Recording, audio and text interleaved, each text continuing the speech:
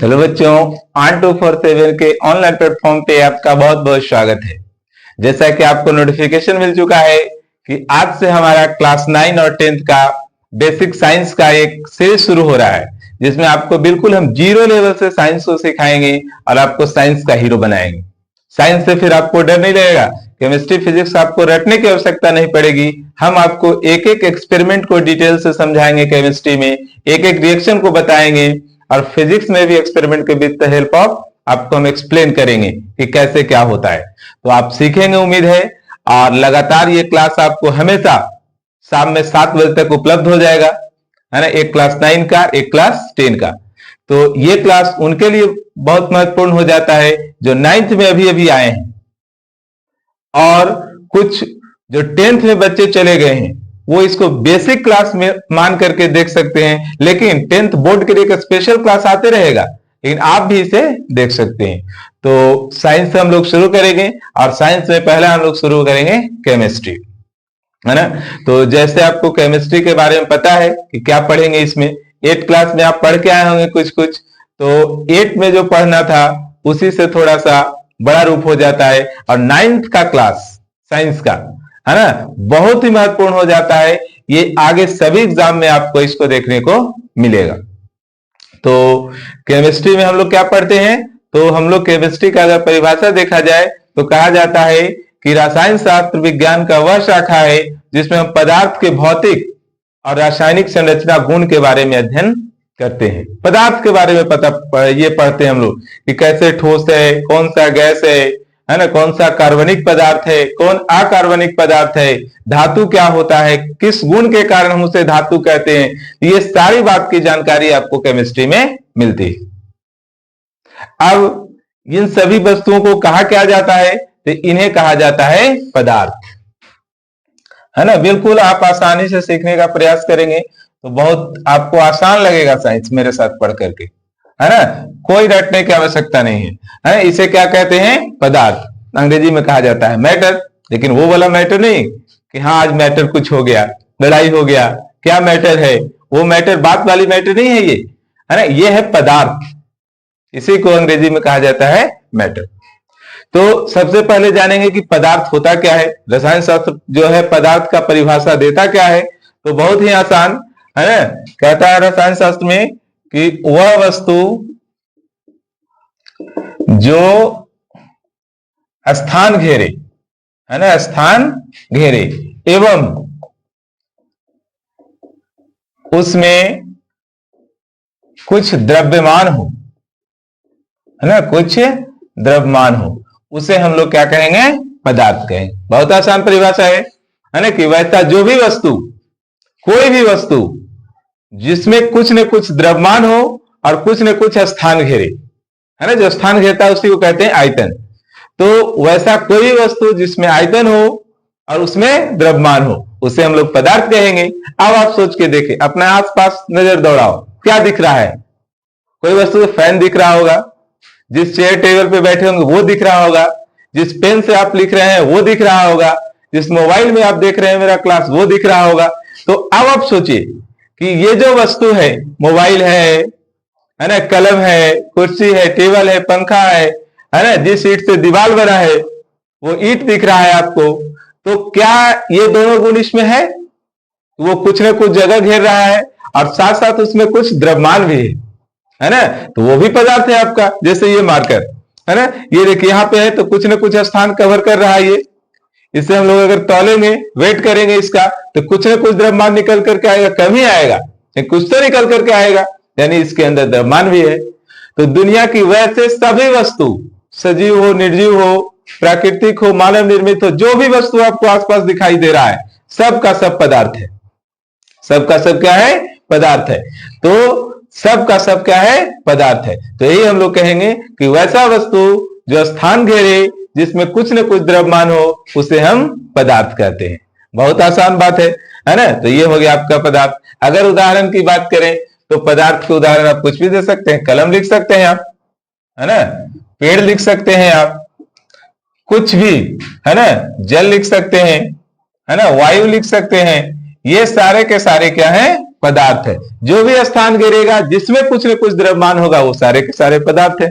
कितना आसान है ना। अपने आसपास देख करके आप इस वस्तु से, है ना, सीख सकते हैं उन वस्तुओं से कि हाँ ये पदार्थ है ना, इसमें कुछ न कुछ वेट है। बच्चे सवाल कर रहे हैं हवा कैसे, उसमें भी वेट है ना। खाली बैलून लेकर के उसका वेट करेंगे, है ना, फिर उसमें हवा भर के करेंगे, कुछ न कुछ फर्क पड़ेगा, है ना। तो ये सारे के सारे क्या है, पदार्थ है। उम्मीद है आपको समझ में आया होगा ये। अब पदार्थ के कुछ हम लोग गुण जानेंगे, है ना, कि पदार्थ में कौन कौन सा गुण ये होता है। तो पदार्थ का गुण हम लोग जानेंगे अब। पदार्थ का गुण, है ना, प्रॉपर्टीज ऑफ मैटर। क्या गुण है, तो आप पहला गुण अगर आप जानेंगे पदार्थ में, तो पदार्थ जो होते हैं, पदार्थ छोटे छोटे कणों से मिलकर के बने होते हैं। छोटे छोटे कणों से मिलकर बने होते हैं, मिलकर बने। बिल्कुल लिख करके हम बता रहे हैं, बाद में आपको ये हो जाएगा एक्सपीरियंस, है ना, क्लास सुनने का, तो खुद आप नोट करेंगे मेरी बातों को सुन करके। लेकिन आज पहला क्लास है, हम कुछ कुछ बात आपको लिख के बताएंगे। देखिए बोला है पदार्थ छोटे छोटे कणों से मिलकर के बने होते हैं। तो जो भी आपको आसपास पदार्थ दिख रहा है, जैसे डस्टर दिख रहा है, तो ये दिख रहा है ऐसे आपको, लेकिन ये एक्चुअल में इस तरह का नहीं है। ये छोटे छोटे कणों से मिलकर बना है, बहुत छोटे छोटे कण से, है ना, मिल करके ये बना होता है। ये बहुत छोटे छोटे कण है ना, जो हजारों करोड़ों कण मिल करके ये बनते हैं। बाद में इसी को हम लोग परमाणु बोलेंगे, है ना, कि वो छोटे छोटे कण जो है वो क्या है, परमाणु, जिसे आप देख नहीं सकते। आप आपको किससे दिखाओ, है ना, कौन सा छोटा छोटा कण है, ये दिखेगा ही नहीं, है ना। बहुत हाई पावर का माइक्रोस्कोप अगर इस्तेमाल करें तभी वो दिखेगा नहीं परमाणु, उसके लिए एक अलग यंत्र है ना, उससे आप देख पाएंगे। नकेड आई से, खुली आंख से तो आप देख ही नहीं सकते हैं। तो पदार्थ छोटे छोटे कणों से मिलकर के बना होता है।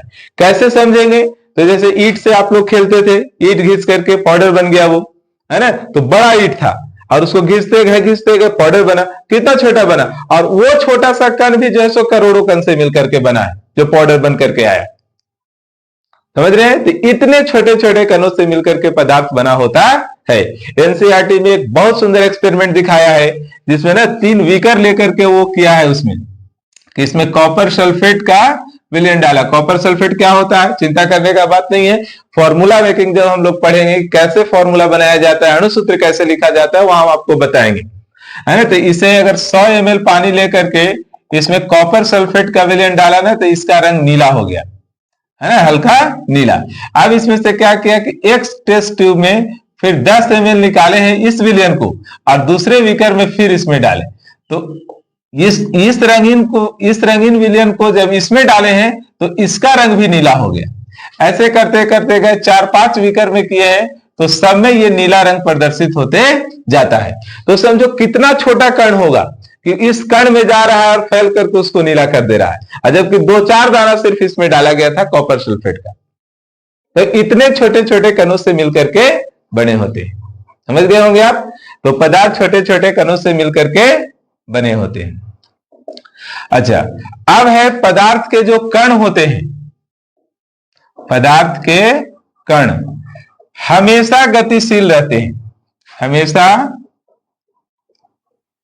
गतिशील रहते हैं, है ना। गतिशील रहते हैं कह सकते हैं, चाहे गति करते रहते हैं, है ना, सबसे अच्छा कह सकते हैं गति करते रहते हैं। ये स्थिर नहीं रहते हैं, छोटे छोटे कण है ना, एक जगह से दूसरी जगह घूमते रहते हैं। अब वो डिपेंड करता है कि आगे चल के हम लोग जब पढ़ेंगे कि ठोस द्रव गैस, है ना, तो गैस के कण ज्यादा गतिशील होते हैं, ठोस के कण कम गतिशील होते हैं, क्योंकि उनके बीच स्पेस कम होता है ना। तो पदार्थ के कण हमेशा गति करते रहते हैं। कैसे पहचानेंगे आप, तो जैसे आप देखिए अगरबत्ती जलाते हैं किसी कोने में, है ना, वहां से उसका स्मेल इस कोने तक पहुंचता है, घर से बाहर तक पहुंच जाता है। तो कैसे, है ना, वो कण गति कर रहा है इसलिए पहुंच गया। कोई सुगंधित बनते रहता है घर में खाना, है ना, तो उसका सुगंध किसी पड़ोसी के घर में बन रहा है और आपके घरों तक पहुंच जाता है ना, किस कारण से, है ना, क्योंकि पदार्थ के कण गतिशील होते हैं, है ना। आप डिओ लगा करके जाते हैं, है ना, तो देखते हैं कि आप लगाए हैं और पूरा उस हॉल में गए तो पूरा वहां स्मेल फैल गया, किस कारण, पदार्थ के गतिशील कण के गतिशीलता के कारण। तो ये सभी कारण आपको बताते हैं। साइंस जो है वो फैक्ट पे बात करता है, एक्सपेरिमेंट पे बात करता है। तो जैसे कह दी पदार्थ गतिशील होता है, इसका कहने का मतलब सिर्फ कहने दी, आपको एग्जाम्पल से क्लियर बिल्कुल समझना है ना। एक प्रश्न भी एनसीईआरटी वाले पूछते हैं कि ताजा खाना जो रहता है उसका सुगंध दूर तक फैल जाता है, क्यों? है ना, तो गतिशील रहते हैं। और एक इसमें ध्यान रखना है कि ताप बढ़ने से, है ना, ताप को अगर आप बढ़ाएंगे, ताप बढ़ने से, है ना, कणों की गति बढ़ती है। ताप बढ़ने से गति क्या होती है? बढ़ती है। आपको याद दे रखना होगा, गति क्या होती है? बढ़ती है। इसलिए गर्म खाने का सुगंध दूर तक फैल जाएगा, लेकिन वही खाना अगर ठंडा हो गया तो उसका स्मेल नहीं जा पाता है। समझ गए? तो आगे चल के पढ़ना है गतिज ऊर्जा क्यों होता है, तो काइनेटिक एनर्जी के कारण। ताप बढ़ने से गतिज ऊर्जा बढ़ जाती है। गतिज ऊर्जा यानी कि उसका स्पीड बढ़ जाता है, उसमें ज्यादा एनर्जी आ जाता है, तो ज्यादा दूर तक जाता है ना। तो यही कारण है कि गर्म खाने का सुगंध दूर दूर तक फैल जाता है। विसरण का गुण आपको बताएंगे, उसमें बताएंगे कैसे विसरण किसमें ठोस में ज्यादा है कि द्रव में कि गैस में। बिल्कुल एक एक फैक्ट आपको बताएंगे हम। तो दूसरा बात आपको पता चल गया। तीसरा है ना, आप यहां देख सकते हैं थर्ड, कि पदार्थ के कणों के बीच खाली स्थान रहता है। पदार्थ के कणों के बीच रिक्त स्थान रह सकता है, या कह सकते हैं खाली स्थान रहता है। खाली स्थान रहता है ना। उस स्थान को हम लोग क्या कहते हैं? अंतरा अणुक स्थान। अंतरा अणुक स्थान, है ना, इंटरमॉलिक्यूलर स्पेस, है ना, इसे बोला जाता है इंटरमॉलिक्यूलर स्पेस। तो अगर आप संरचना देखें पदार्थ का, इस तरह का है ना। पदार्थ के ये छोटे छोटे कण से मिलकर के बने हैं ये कण, आप देख पा रहे होंगे। ऐसे बहुत सारे कण हैं जिससे जुड़ करके आपका पदार्थ का निर्माण होता है। ये कण है, अगर आप संरचना देख पा रहे हैं तो ये बीच में जो गैप आपको दिख रहा है ना, ये गैप एक कण से दूसरे कण के बीच में, इसी कण को, इसी गैप को हम लोग कहते हैं अंतराणुक स्थान। आपको यहीं से समझना है, क्योंकि आपको उधर पढ़ेंगे जब तो आप बताना होगा कि ठोस में ये ज्यादा होता है कि गैस में। तो ये जो खाली स्थान है पदार्थ के कणों के बीच, इसी स्थान को कहते हैं हम लोग अंतराणुक स्थान। जैसे आप बेंच पे कैसे बैठे हैं कि दो लोग बैठे हैं तो कुछ ना कुछ गैप रहता है, तो वो गैप हो गया, खाली स्थान हो गया, स्पेस बचा, उसी को कहा इंटरमॉलिक्यूलर स्पेस, नहीं तो अंतराणुक स्थान। आपको ये बात भी समझ में आया होगा। और इसी के कारण तो ये गति कर पाते हैं, है ना, अंतराणुक स्थान रहने के कारण। चौथी बात आपको समझना है कि पदार्थ के जो कण होते हैं, पदार्थ के कण एक दूसरे को आकर्षित करते हैं। आकर्षित करते हैं मतलब खींचते हैं, है ना। और किस बल से खींचते हैं, तो उस बल का नाम है अंतराअणुक आकर्षण बल। अंतराअणुक आकर्षण बल, इस बल से खींचते हैं। इंटरमॉलिक्यूलर फोर्स ऑफ अट्रैक्शन, है ना, इंटरमॉलिक्यूलर फोर्स ऑफ अट्रैक्शन, है ना। इस बल से वो क्या करते हैं, कण एक दूसरे को खींचते हैं, है ना। और उसी बल से खींचने के कारण वो कठोर होते हैं, ठोस, है ना, उनमें ज्यादा होता है अंतराअणुक आकर्षण बल। तो ये पदार्थ के आपके गुण हैं, है ना। कौन कौन सा गुण हम लोग देखें कि पदार्थ छोटे छोटे कणों से मिलकर बने होते हैं, पदार्थ के कण हमेशा गतिशील रहते हैं, है ना। ताप बढ़ने से पदार्थ के कणों की गति क्या होती है, बढ़ती है। पदार्थ के कणों के बीच खाली स्थान रहता है, और पदार्थ के कण एक दूसरे को आकर्षित करते हैं। तो यही गुण है आपके पदार्थ के।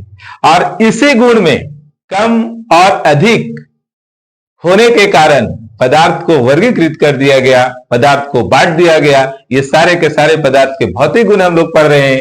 इसी गुण के कारण, है ना, पदार्थ को भौतिक गुण के कारण ही 3 वर्गों में मुख्यतः बांट दिया गया, ठोस, द्रव और गैस। तो नेक्स्ट क्लास में जब हम आपके पास आएंगे तो ठोस, द्रव, गैस को एक्सप्लेन करेंगे, और बिल्कुल आपको डिफरेंस नजर आ जाएगा। आप उस पदार्थ को देख करके ही बता पाएंगे पढ़ने के बाद कि हाँ सर ये ठोस है, ये द्रव है, ये गैस है। है ना। तो उम्मीद करेंगे क्लास आपको अच्छा लगा होगा। अभी ये छोटा क्लास है, हर एक चैप्टर को 3 क्लास में कंप्लीट करना है मिनिमम, है ना। एनसीईआरटी का क्वेश्चन के लिए एक अलग से क्लास आएगा, लेकिन चैप्टर को, पूरे लेक्चर को 3 क्लास में हम लोग को कंप्लीट करना है, हर एक चैप्टर को। ये चैप्टर अभी स्टार्ट हुआ है, इसके बाद हम लोग ठोस द्रव गैस पढ़ेंगे, उसका गुण पढ़ेंगे, है ना। फिर द्रवणांक क्वथनांक क्या है, विचलन क्या है, उद्गारपातन क्या है, ये सारी बात पढ़ते पढ़ते ये चैप्टर आपका समाप्त हो जाएगा। ये चैप्टर है बहुत आसान, लेकिन बहुत प्रश्न भी इससे पूछे जाते हैं। तो उम्मीद है आपको अच्छा लगा होगा। बहुत बहुत धन्यवाद।